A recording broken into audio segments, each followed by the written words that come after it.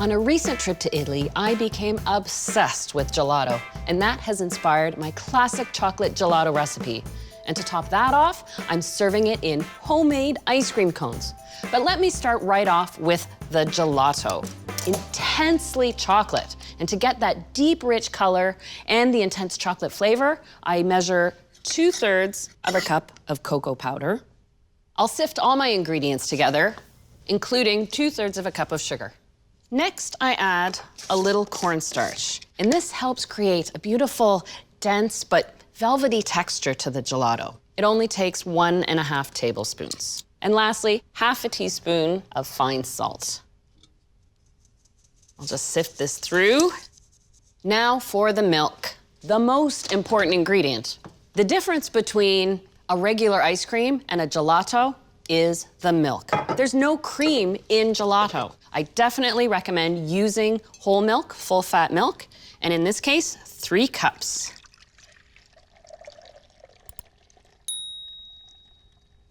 And the last ingredient to add is 2 tablespoons of corn syrup. You don't have to precisely measure. The function of the corn syrup is to keep the gelato smooth and scoopable when it's in the freezer, kind of like the egg white did with the green apple sorbet.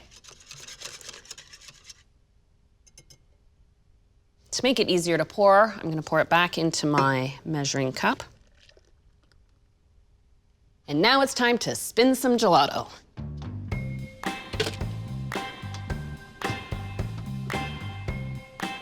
The gelato can take 15 to 30 minutes depending on your ice cream maker.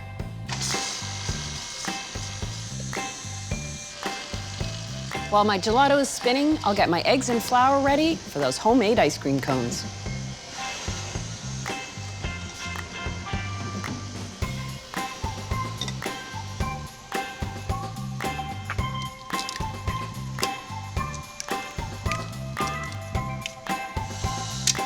Ooh, I love that intense chocolate color. Now it is slightly soft now. I like to let it set up, so I'll transfer this to a container and pop it in the freezer. You can really sense that creaminess even in this soft state. And that it's gonna have a great chocolate intensity to it.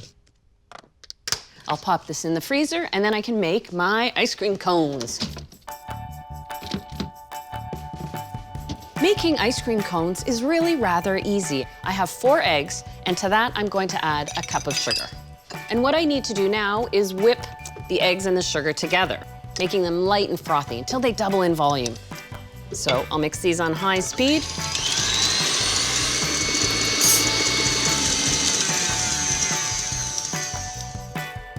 I've melted 1/2 cup of butter, and I'll turn the mixer on low and pour that in.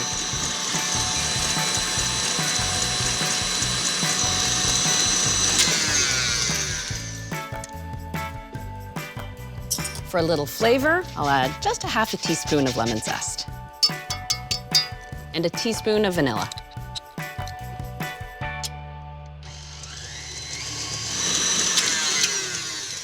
For the dry ingredients, I have 1.5 cups of all-purpose flour, ready to be sifted, along with 2 tablespoons of cornstarch.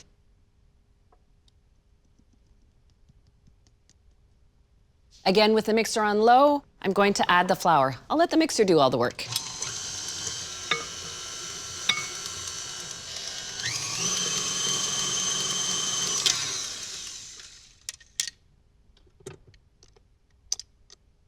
Go. To make ice cream cones, you do need a few special tools. A scoop, a cone shaper, and a pizzelli or waffle type iron. This is nonstick, so I don't have to grease it. And what I do is scoop a single scoopful of the batter right into the center, press it down. It only takes about 60 to 90 seconds. With this batter, you want this cookie to be a golden brown. That way it's still pliable, and you have to work with it while it's hot. And here we go. Ooh, yeah. Ooh. Work quickly. It only takes about 30 seconds to cool, so you really can just work away one at a time. This recipe makes about 24 ice cream cones.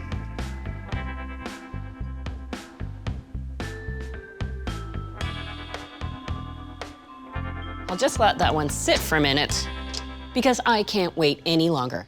Time for an ice cream cone. Oh, look at that. I'll take one of my ice cream cones.